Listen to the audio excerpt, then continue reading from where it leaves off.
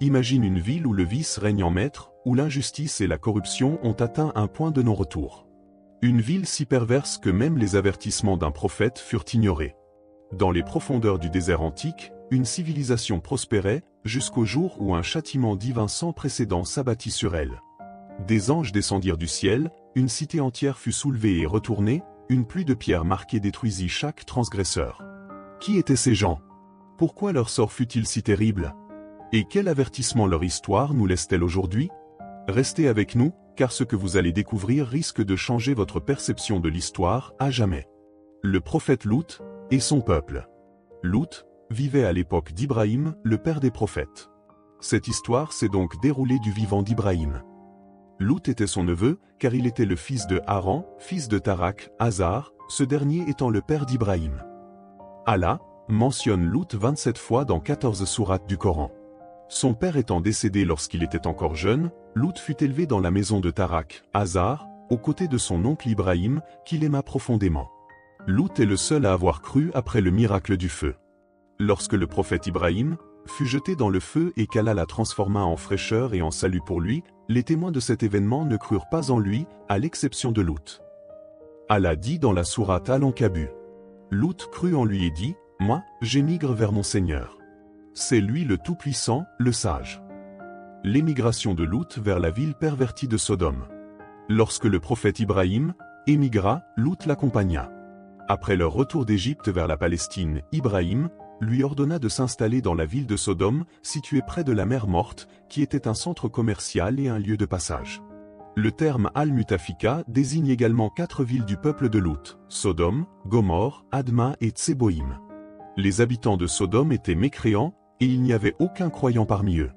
Allah dit à leur sujet dans la sourate Dariyah. Nous en fîmes sortir ceux qui y étaient croyants, mais nous n'y trouvâmes qu'une seule maison de musulmans. Cela signifie que seule la maison de Lut était croyante, tandis que le reste des habitants étaient mécréants. Ce peuple se livrait à de graves actes d'immoralité jamais commis auparavant par aucune autre nation. Le prophète Lut exhorte son peuple à abandonner leur immoralité et à adorer Allah. Allah rapporte dans la sourate An-Naml que Lut s'adressa à son peuple en ces termes. Commettez-vous cette turpitude alors que vous voyez clair? Vous approchez-vous des hommes avec concupiscence au lieu des femmes? Vous êtes plutôt un peuple ignorant. Ils commettaient leurs actes immoraux ouvertement, sans aucune honte. Dans la sourate Ash-Shu'ara, Allah dit « Vous allez aux hommes parmi les mondes. Et vous délaissez les épouses que votre Seigneur a créées pour vous?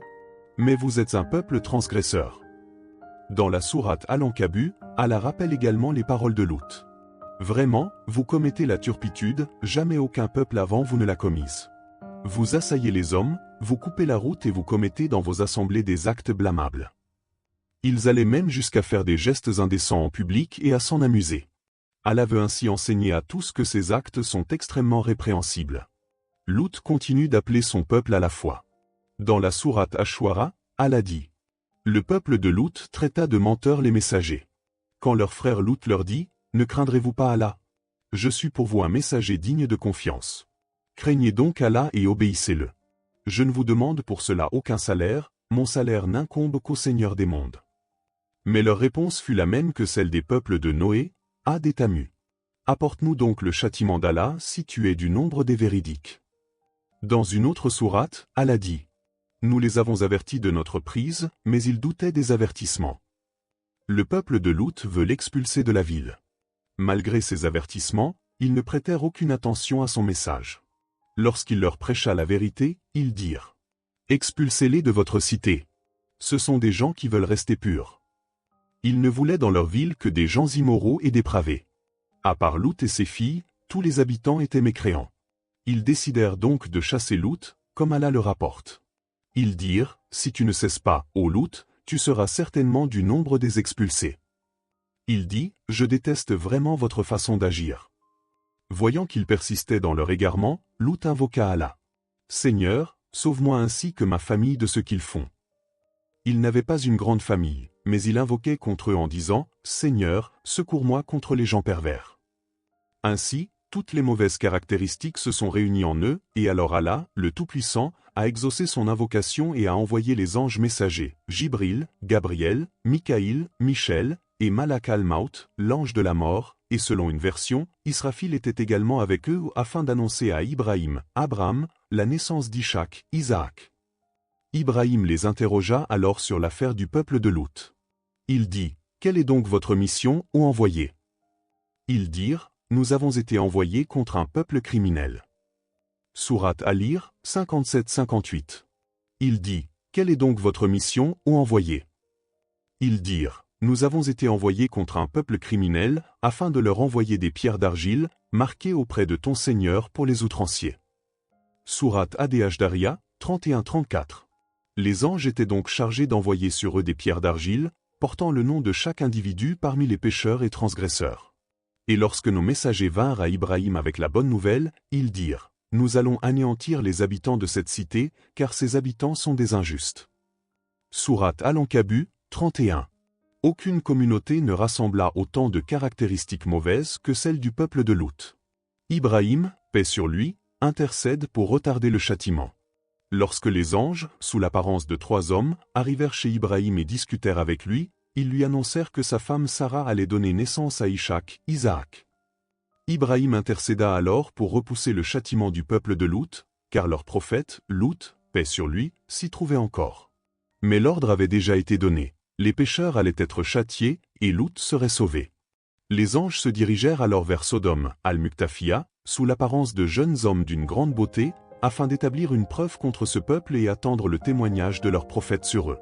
À l'entrée de la ville, l'une des filles de Lut, qui puisait de l'eau, les aperçut et eut peur pour eux, car elle savait que s'ils étaient vus par les habitants de la cité, ceci leur ferait du mal.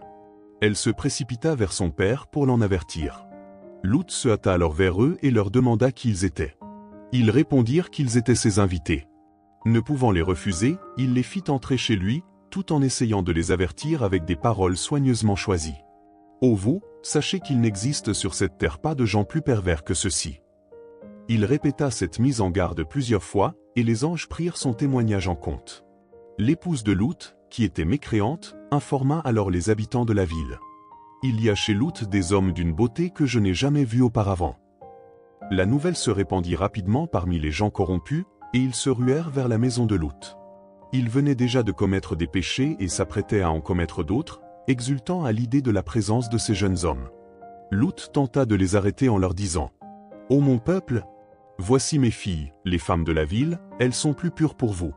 Craignez Allah et ne me déshonorez pas au sujet de mes hôtes. » Sourate Al-Ir, 67-71. Certains ont mal interprété ces paroles en prétendant que Lut, paix sur lui, aurait offert ses propres filles aux pervers, ce qui est une erreur grave et une calomnie contre un noble prophète. Il faisait référence aux femmes de la cité, qu'il considérait comme ses filles en tant que prophète et guide de son peuple. Mais les criminels rejetèrent son avertissement et dirent, « Tu sais bien que nous n'avons aucun droit sur tes filles, et tu sais parfaitement ce que nous voulons. » Lut, alors accablé, dit, « Si seulement j'avais la force contre vous ou un puissant soutien. » À ce sujet, le prophète Muhammad, paix et salut sur lui, a dit, « Que Allah fasse miséricorde à mon frère Lut, il s'est réfugié auprès d'un soutien puissant, Allah. » Les exégètes expliquent que tous les prophètes envoyés après Lut ont été protégés par leur famille et leurs tribus, contrairement à lui. Le châtiment du peuple de Lut. Alors que la foule essayait d'entrer, Jibril, Gabriel, sortit et les frappa, les rendant tous aveugles. Malgré cela, ils ne se repentirent pas et menacèrent de revenir le lendemain. C'est à ce moment que les anges annoncèrent à Lut, « Ô Lut, nous sommes les messagers de ton Seigneur, ils ne pourront pas t'atteindre. Pars avec ta famille durant la nuit et que personne ne se retourne, sauf ta femme, car elle subira le même sort qu'eux. Leur châtiment aura lieu au matin. L'aube n'est-elle pas proche ?» Sourate Hud, 81. Lut et sa famille partirent, et seule son épouse, qui s'était retournée, fut anéantie avec les autres. Nous le sauvâmes, ainsi que toute sa famille, sauf une vieille femme qui fut parmi ceux qui restèrent.